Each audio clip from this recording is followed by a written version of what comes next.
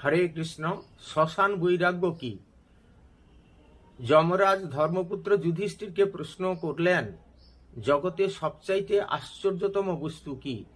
উত্তরে ধর্মপুত্র যুধিষ্ঠির যমরাজকে বললেন, অহন্যি হনি ভূতানি গচ্ছন্তিহ যমালয়ম। শ্মশানে মৃতদেহ সৎকার করতে যখন মানুষ যায় তখন বলে মানব জীবনের কোনো মূল্য নেই। শ্মশান থেকে ফিরে এসে সেই মানুষ বিষয় আশয় নিয়ে মেতে থাকে এবং গভীর বিষয়ের প্রতি আসক্তি হওয়ার ফলে সে বিভিন্ন ধরনের কুকর্ম করতে থাকে।